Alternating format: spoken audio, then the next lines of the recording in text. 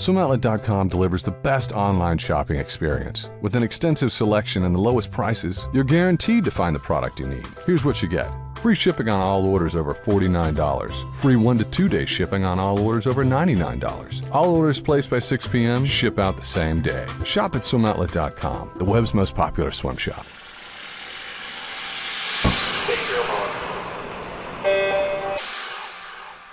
Welcome to Race Day here on SwimmingWorld.tv, brought to you by SwimOutlet.com, the web's most popular swim shop.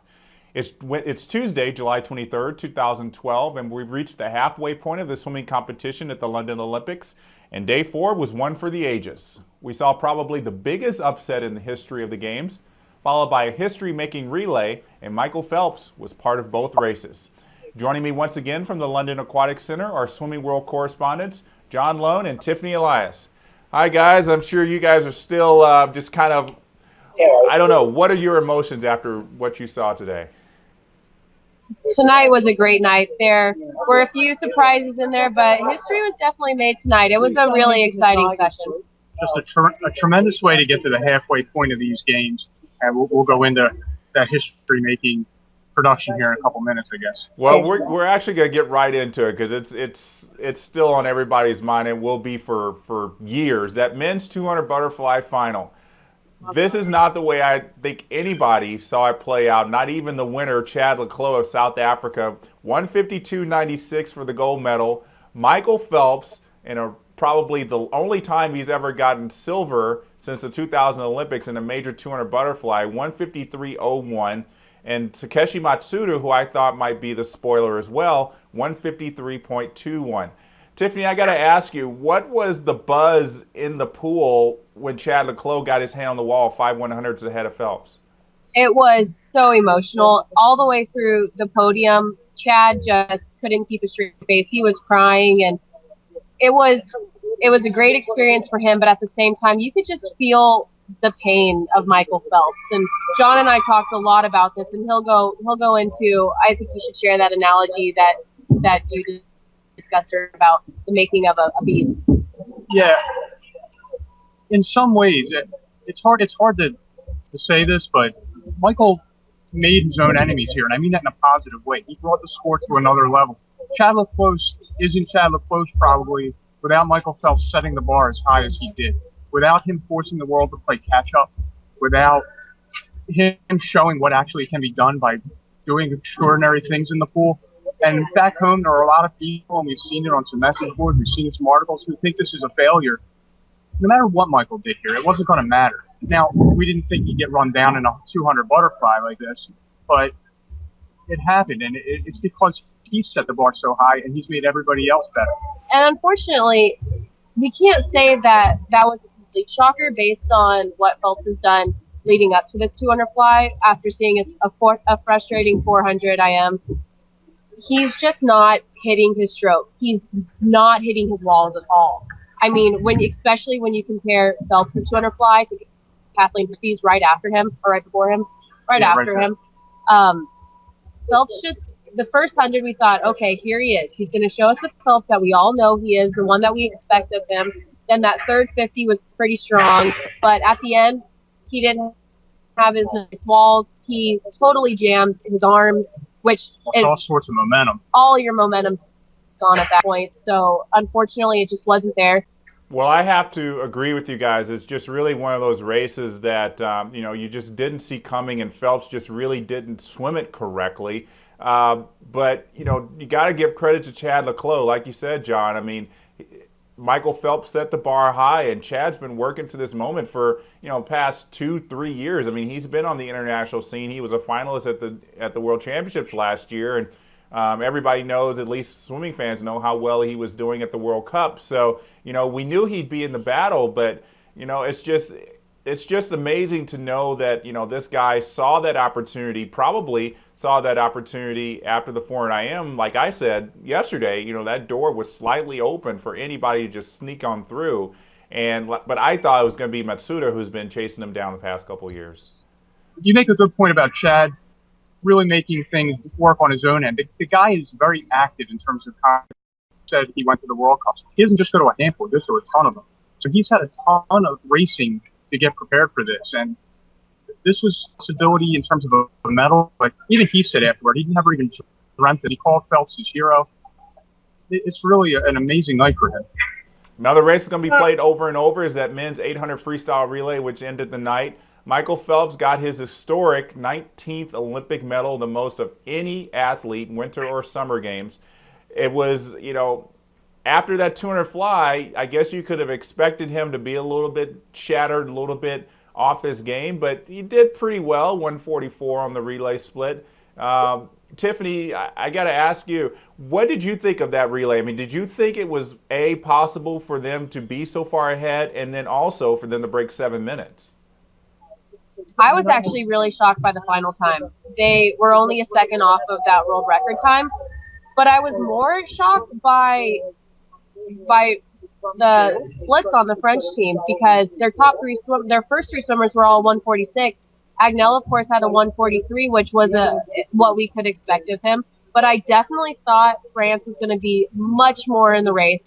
We saw Australia try to get in there, but I think USA held them off until Phelps got into the water really well. Even back here, we were saying there's no way that Agnel can catch up to Phelps. But after seeing what happened in the 200 butterfly, we didn't want to jinx ourselves. So I'm a little shocked that the other teams weren't more in the race, not necessarily how fast the USA swimmers went. John, I want to ask you this, kind of to go back to the historical perspective of what Phelps did today, not only his 18th and 19th medal. Do you think this is the reason why he came back, why he didn't, fully retire? This was his big goal? If you listen to Michael, no, not at all. He said earlier this week that it's never really been a concern, that it's a media production. The way he looked on the medal stand for that relay, he teared up, and you don't see that from Michael much. So I think it really did matter to him a lot. Is it the reason he came back? Probably not. I think the guy's hungry for competition. I think he loves that stuff.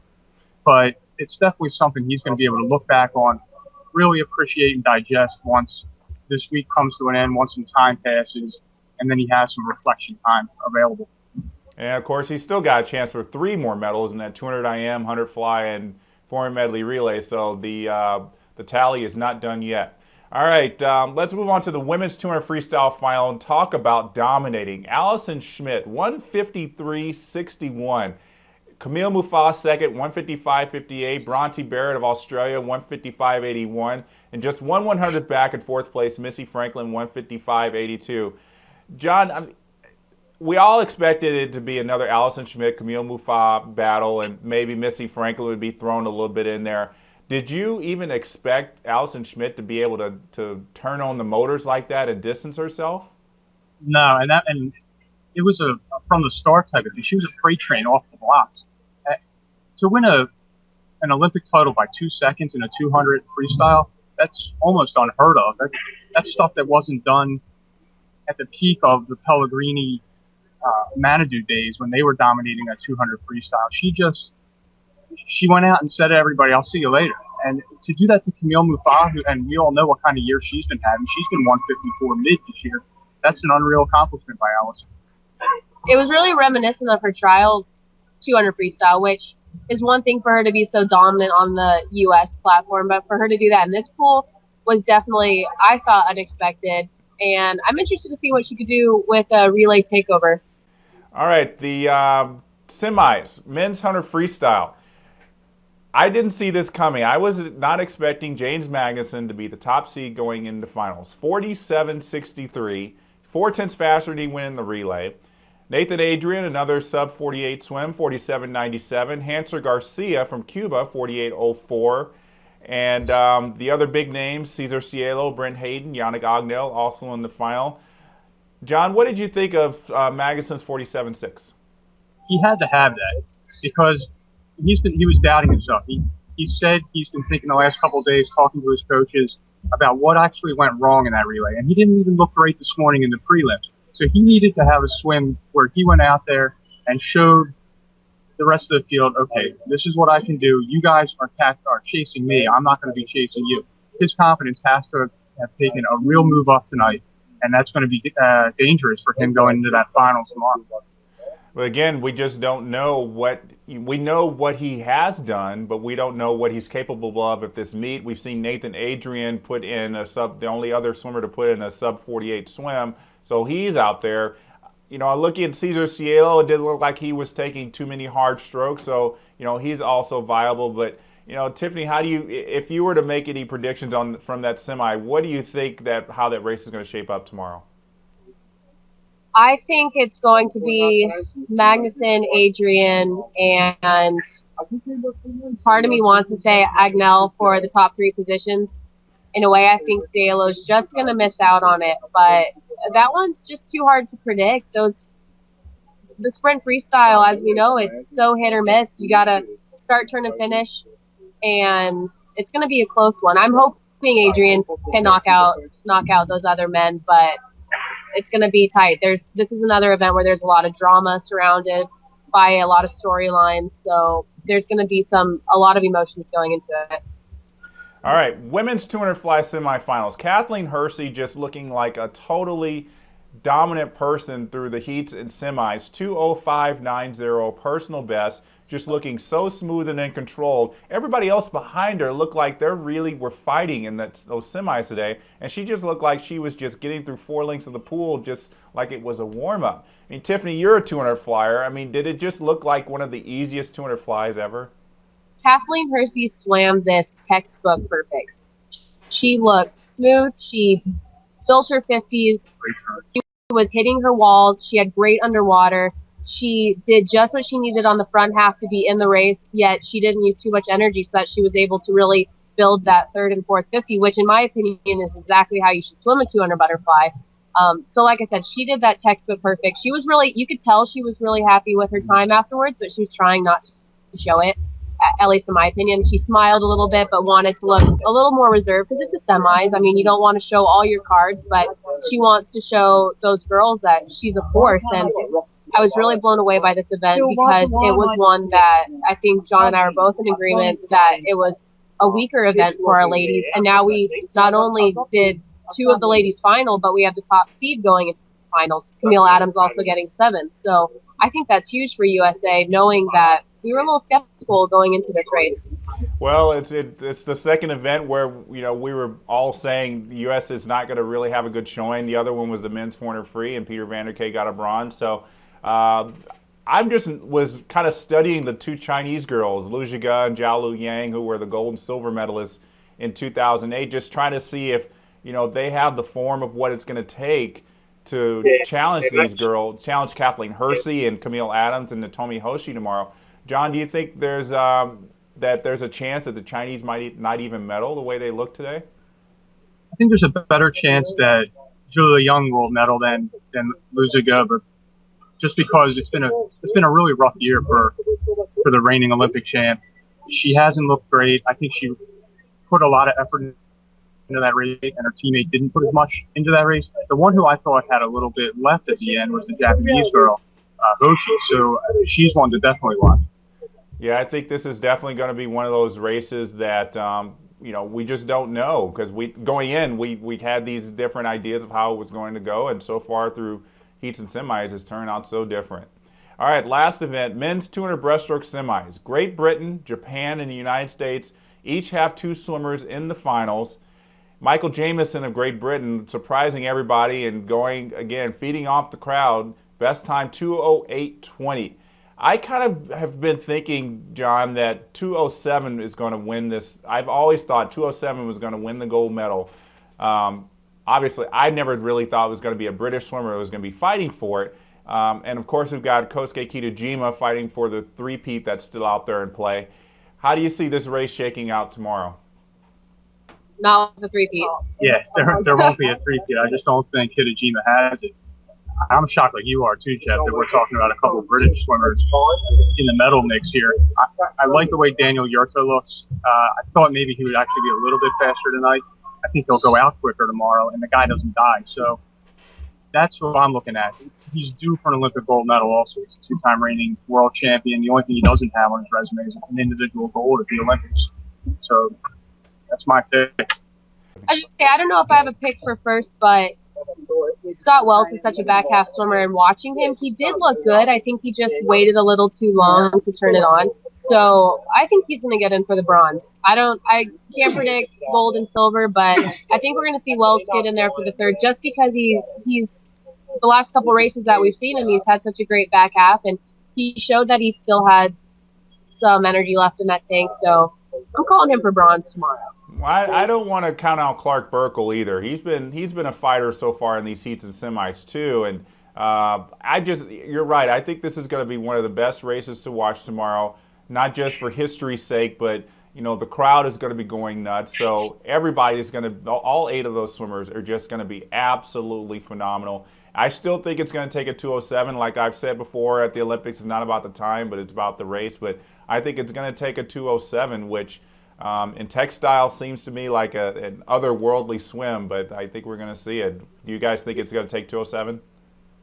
Yeah, I do. I mean, if they were 2:08:20 tonight, that's not a whole lot more to go to get in that 2:07 range. And there's too much talent in that field across the board for not to do.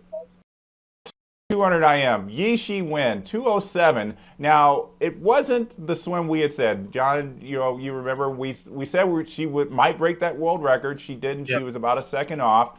Still had that great freestyle leg to pass Alicia Coots, who got silver. And then that bronze medal to Caitlin Leverance, who held on, had, as usual, a great breaststroke leg, and held off a lot of people charging home on that freestyle. After that breaststroke leg, I mean, did you guys think that there was still a 2:06 possibility? She wasn't out quick enough at the 150 for that, and that finally, I thought she was going to take those first 3 legs a little bit quicker into her trademark freestyle. Even though the 400 IM, she bided her time in those first 3 strokes. Yeah, so I had that a little bit misjudged in terms of how quick she could go, but still 2:07 mid in a textile suit.